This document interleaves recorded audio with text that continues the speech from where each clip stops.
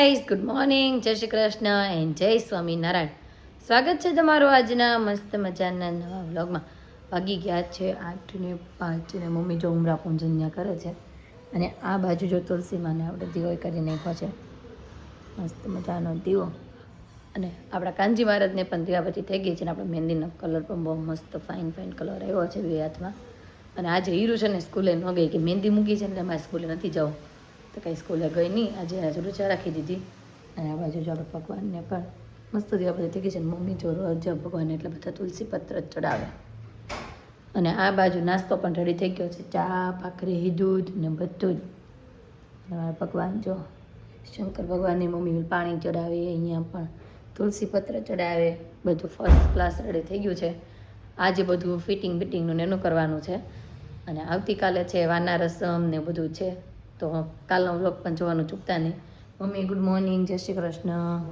જય શ્રી કૃષ્ણ, જય ભોળાનાથ, જય સ્વામિનારાયણ. બધાને જય સ્વામિનારાયણ. મહેંદી બતાવો તમારી. તો મમ્મીને ભાઈ મસ્ત કલર આવ્યો છે, જો મમ્મી મહેંદી બતાવે. વાહ ભાઈ, જો આ મમ્મીની મહેંદી ભાઈ મસ્ત પાછળ કરો તો મસ્ત કલર આવી ગયો છે મમ્મીની. મમ્મીએ સાંજે ઘરે આવીને ટેરવા કર્યા. કેમ? થોડા કાચા હતા તો મમ્મીએ પાછા ઘરે આવીને બીજી વાર ટેરવા કર્યા. મારો તો કલર ભાઈ બહુ મસ્ત જોરદાર આવ્યો છે. તો કાંઈ નહીં, આવતીકાલનો વ્લોગ જોવાનું ચૂકતા નહીં, કેમ કે વાના રસમ આવવાની છે, લગ્ન આવવાનું છે, બધી જ રસમો કાલે આવવાની છે. આજનો દિવસને એક બ્રેક છે લગ્નમાં, કેમ કે આજે બધી તૈયારીઓ કરવાની છે, બધાની મહેંદી મુકાઈ ગઈ છે ને આજે બધાને નેલ આર્ટ કરવાનું છે. મારે પહેલાં જવાનું હતું, પછી આપણે નક્કી કર્યું કે મહેંદી મુકાઈ પછી જવાનું છે. તો આજે બધાને નેલ આર્ટ કરવાનો સમય આપ્યો છે અને તૈયારીઓ કરવાની, કેમ કે કાલથી 14, 15 અને 16 ફૂલ કન્ટિન્યુ રહેવાનું છે. તો એન્ડ સુધી જોડાઈ રહેજો જોવા માટે. અને આ બાજુ જો મમ્મી પાણી ચમચડવા મળ્યા. તો કાંઈ નહીં, એનો નાસ્તો આપણો કમ્પ્લીટ થઈ ગયો છે. તો બધાથી પહેલાં આપણે નાસ્તો કરી લઈએ. તો કરવા માટે જો બેસી ગઈ છે, નાસ્તો પણ ફર્સ્ટ ક્લાસ રેડી થઈ ગયો છે. આજે લીધી છે ભાખરી, ઉપર લઈ લીધું છે ઘી અને પાપડ અને ચા. તો ચાલો ફટાફટ પહેલાં છે ને નાસ્તો કરી લઈ. હીરુને આજે જાગે પહેલાં, પછી આપણે એનું શાકને બનાવવાનું થશે. તો કાંઈ નહીં, પહેલાં નાસ્તો કરી લઈએ. ગાઈસ આદુ દીકો પણ જાગી ગયો છે ને આદુ એને મહેંદી બતાવે. બતાય બેટા મહેંદી. વાહ ભાઈ વાહ, મકાનાનો કલર પણ મસ્ત આવ્યો છે. Good morning, good morning. ખાવું છે કે ગુડ મોર્નિંગ બોલવાનું છે? નહીં ભાઈ, જો અત્યારે તમે ગલમ નાખ્યું ગલે. ગુડ મોર્નિંગ, જય શ્રી કૃષ્ણ, જય સ્વામિનારાયણ. અને આ બાજુ જોવો તો નહીં તો એકદમ મસ્ત ફ્રેશ થઈ ગયા છે. Good morning. Good morning. Hirva દીકરા આજે રજા પાડી દીધી. તારી કે મહેંદી કેવો કલર આવ્યો બતાય. વાહ ભાઈ, હીરુનો ભાઈ કલર જોરદાર આવ્યો છે. બધા જો તેમાં નાસ્તો કરવા માટે બેસી ગયા. આજુ નાસ્તો કરી લેશ ને ફટાફટ. તને ખવડાવું? હાલો ભાઈ, આજુને એ હા, પણ શાંતિ તો રાખ. મોઢું તો ને કેવું કરે છે અવારમાં. કાંઈ નહીં, તો હાલો આજુને છે ને નાસ્તો તો કરાવી લઈ.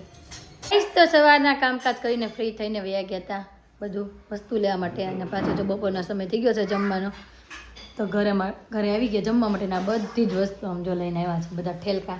હવે આજે છે ને બધાનું ફિટિંગ કરવાનું છે. અને આધુ ને હીરો હું કરતો હશે? દીકો ડોકા કાઢે છે.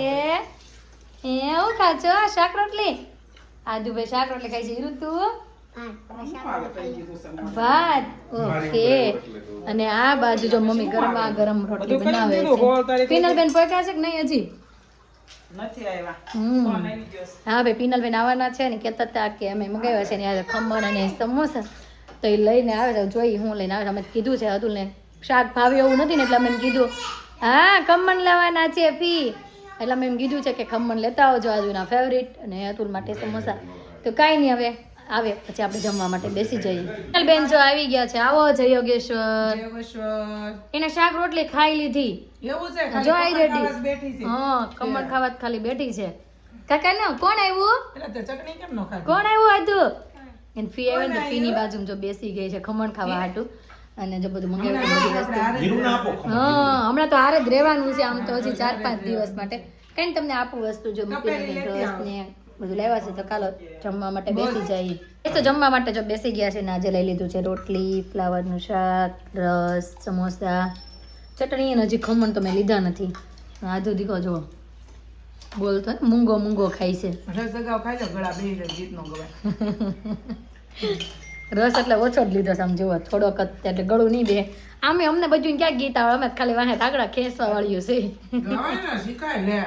એમ તો અમને આવડે પાછળથી આવડે એમ ઝીલતા બધું આવડે તમારે બજુના ફટાણા ગાવા જોજો. હા તે ગાશો ને તો જો તમારા પિનલબેન ફટાણા ગાવાના છે અમારા બધાના જોવા હોય તો એન્ડ સુધી જોડાયા રહેજો મેરેજ પૂરા થાય ને ત્યાં સુધી ગાશો ને પાછા ગાવાના દોય ને જોજો. હા તે વાંધો નહીં પિનલબેન ભાઈ મારું ફટાણું સ્પેશિયલ ગાશે તો તમારે જોવું હોય ને તો અમારા મેરેજ પૂરા થાય ને ત્યાં સુધી જોડાયા રહેજો અને ફર્સ્ટ ક્લાસ જો જમવાનું રેડી થઈ ગયું છે તો જમી લઈએ જમીને ફ્રી થઈ ગયા અને આજે છે ફિટિંગ ડે કેમ પિનલબેન મારું નહીં બતાવતી. જો પિનલબેન કે મારું નહીં બતાવતી દુપટ્ટો ઓઢી જાવ આડો નકર બતાવી દઈશ હા ઊંચા ઊંચા બધા પહેર. ના તમે અમારું બતાવ્યું તું જો આમ આમ આમ આમ જો ભાઈ પિનલબેન પહેર્યું તો બતાવું નહીં. હા બધા સબસ્ક્રાઈબર હા પાડે છે હા બતાવો એમ ભલે કે. જો એ બધા હાથ પાડે છે બતાવું છું હાલો ભાઈ કાઢી નાખે ને પછી આપણે પછી ઈ લોકોને કાંઈ નવું ન લાગે એમ થાય કે ઓહો, હા આવે છે નીકાળી દીધું બસ આ બાજુ તો બધા પોતાના ફિટિંગ કરે છે કાંઈ નહીં તો ફિટિંગ આજે ફિટિંગ ડે એમને પિનલબેન ઘર તમારે હા. આ હા સાડી પહેરવાની છે. બધા આવો ને મમ્મી જ જોવા મળે ચશ્મા ચડાવીને એનું ફિટિંગ કરે વૃંદામ જોતો ઈ એકલા વૈયા ગયા કોઈ ડિસ્ટર્બ ન કરે ને એમ એટલે નહીં, એને મમ્મી આમ પાછો વૈયા ગયા એમ રીના બેન એનું કરે મમ્મી અહીંયા હું મારું અહીંયા બધા આવું ફિટિંગ વૃંદા એક જ ફ્રી બેઠી છે તને હકેલવાની કીધી છે આમ હકેલવા માટે બધું જામ જો બધા નજર આમ કરી દો જરીક જરીક બધા હવાનું ફિટિંગ કરે છે તો કાંઈ નહીં બધા ફિટિંગ કમ્પ્લીટ કરી નાખી પછી આપણો નેલનો વારો આવવાનો છે ફિટિંગ કમ્પ્લીટ થઈ જાય ને પછી તો તું કાંઈક પિનથી કરવા મળે તારો વારો આવી જાય તો કાંઈ નહીં ચાલો બધાના ફિટિંગ કરવા મળીએ ઘડી તો માંડ બધાના ફિટિંગ કમ્પ્લીટ થયા પછી એમાં તો મમ્મીની સાડીઓ એક્સચેન્જ થઈ જે કાંઈ પહેરવાનું હતું એમાં ચેન્જ કર્યો કેમ કે જે બ્લાઉઝ હતા મેચિંગના એ થોડોક એને નહોતા ગમતા તો પાછું બધું એક્સચેન્જ કર્યું સાડીને એવું ને બધું થયું અને ફાઇનલી બધું રેડી થઈ ગયું છે અને હવે વારો આવ્યો છે નેલાટનો તો હીરુનું નેલાટ તો જો ભાઈ થઈ ગયું છે કેટલું હીરો હીરવા તારું નેલાટ થોડુંક વીરવાનું ભાઈ નેલાટ થોડુંક રૂ છે ને જો મસ્ત નેલાટ ચાલુ છે હીરુનું પતે ને પછી મારો વારો છે આપણે શોરૂમે જ બોલાવી દીધી અને ગ્રીવાને કે ભાઈ તું અહીંયા કરી દેવા ઘરે ટાઈમ નથી એટલે તો હવે હીરુનું પતવા આવ્યું છે પછી હવે મારું નેલાટ ચાલુ થશે અને આપણે નેલ કરાવી નાખીએ મસ્ત ફાઇનલી હીરુના નેલ થઈ ગયા છે હીરુ બતાવો બેટા નેલ વાહ ભાઈ જો ઈ કે હા હીરુ ભાઈ એમ કે છે મમ્મીના હાથમાં છે ને હાર્ટ શેપ પડી ગયો આ છે હીરુના નેલ ભાઈ બહુ મસ્ત જોરદારના નેલ હા વાહ બહુ મસ્ત વાહ ભાઈ હીરુનું વાહ મસ્ત બટરફ્લાય વાળા ભાઈ નેલ હવે હાલો મારા નેલ કરવાના છે ગ્રીવા કેવા કરીશ મારા નેલ આ વખતે છે ને મારે કાંઈક ઓલા ચીપકા વાળા કરવા છે કેમ કે મેં કોઈ દી ટ્રાય નથી કર્યા પહેલી વાર એવા ટ્રાય કરવા છે પણ જો મારે લોટ બાંધવાનો હોય હાથેથી પછી કઈ નડે નહીં એવા કરજે ના પરફેક્ટ નહીં નડે ઓકે તો કાંઈ નહીં હાલ મારા નેલ કરી દે મસ્ત મજાના અને હાલો હું નેલ કરવા બેસી જાઉં છું થોડી ઘણી ઝલક દેખાડીશ ને બાકી ફાઇનલ ટચ થઈ જશે ને ત્યારે બતાવીશ તમને તો નેલ આર્ટ પૂરા કરીને ફાઇનલી ઘરે પોગી ગઈ છું ને વાગી ગયા 7:30 અને જો મારા ફર્સ્ટ ક્લાસ નેલ મસ્ત થઈ ગયા છે થોડાક તમને નજીકથી બતાવી દો જો ભાઈ આ વખતે મસ્ત નેલ આર્ટ કર્યા છે મારા અને થોડાક પછી આ નજીકથી તમને ફરીવાર બતાવી દઈશું અને પાછું થોડી ઘણી ચોલીનું ને રહી ગયું હતું ને તો પાછા જો આપણે ચોલી થોડી ઘણી લઈ આવ્યા મમ્મી તો આ ફિટિંગ થઈ ગયા કે બાકી રહ્યા હવે ઓલા બ્લાઉઝ ના હા જે આપણે આગળ વાત કરી હતી મમ્મીને બ્લાઉઝ પાછા એક્સચેન્જ ને સાડીનું એક્સચેન્જ చూસે એવું બધું હતું તો હવે પછી કઈ નક્કી થયું કે પછી હજી એમનેમ જ છે નહીં કરાય માટે કાંઈ કરાવવું નથી ઉતાવળે હવે. હવે કાંઈ ઉતાવળ તો હવે નિરાયતે તોય થઈ જાય અને મમ્મીએ જો મસ્ત ભાઈ ગાંઠિયાનું શાક બનાવ્યું છે ગાંઠિયાનું શાક ભાતે વઘારેલા અને સમોસા પડ્યા છે એમને મમ્મી હવે રોટલા કરવાના છે અને આધુ દીકો શું કરતો હશે મારો આધુ દીકો વાહ વાહ આજે તો આધુ એ ફાઇન ફાઇન બાબા ભેરા છે આધુના કપડાં પણ જો મસ્ત સિવાય આવી ગયા આ બેગમાં છે આધુને તો પરફેક્ટલી માપ આવી ગયું છે આ છે ને થોડીક આમાં પતલી રહીને ત્યાંને માપ ન આવે એટલે આનું અમારે ફિટિંગ કરવા પાછું આપવું પડ્યું છે અને આધુના તો જો મસ્ત થઈ ગયા છે આધુ ઠેલામાં લઈને આટા મારે છે આપણે કાલે પહેરાવશું ત્યારે તમને લોકોને બતાવી દઈશું અને નેલ પણ ફર્સ્ટ ક્લાસ તો કાંઈ નહીં ચાલો ફટાફટ થોડી ઘણી રસોઈ કરવા લાગીએ અને પછી આધુબેન હું બધું તો કાંઈ નેલમાં કાંઈ વાંધો નથી એકદમ સિમ્પલ સોબર જ કરાવે છે નેલ નખ તો ઓલા થાય જ તે કાંઈ ન થાય હું લાવો હું હા ભાઈ તારા જોયા બેટા તારા જોયા તેડી લેવાની લાવો તેડી લો તો કાંઈ નહીં, ચાલો મમ્મીને થોડી ઘણી રસોઈમાં હેલ્પ કરાવીએ ને પછી જમવાનું રેડી થાય એટલે જમવા માટે બેસી જઈએ. ગઈશ તો આદુ દીકો જો જમવા માટે બેસી ગયો છે. હું ખાશો આદુ? હે હું ખાશો? ચોળેલું. બસ બસ એ ડીશ બગડશે, આમ જોઈ લો. આંગળી ચડી જા, આંગળી ચડી જા. હવે નહીં, આ કાંઈ નહીં, જો ચોળેલું.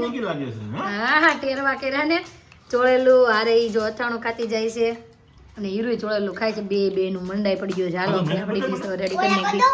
મસ્ત કલર આવ્યો. આમ જો આદુ મને બતા બટા, ટેરવા ને ગોળ ટપકું ને.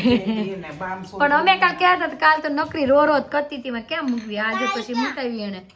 કાલ જ મૂકીને આપણે હીરું મહેંદી તો ક્યારે મૂકી? હા, તો કાંઈ નહીં, જો જમવાનું ફર્સ્ટ ક્લાસ રેડી થઈ ગયું છે તો જમવા માટે બેસી જઈએ. માટે જો બેસી ગઈ છું ને આજે જમવા બનાવ્યું છે ગાંઠિયાનું શાક, બાજરીનો રોટલો, વઘારેલા ભાત, કેરીનું અથાણું અને છાશ. આદુ કેટલી રૂ બેટા? આદુને જો 2-3 કોળિયા છે, જો ચમચીમાં ભરે અને પછી હપી કરી જાય. તો કાંઈ નહીં, હાલો આદુને જમવા દઈએ ને હું પણ હવે જમવાનું સ્ટાર્ટ કરી દઉં.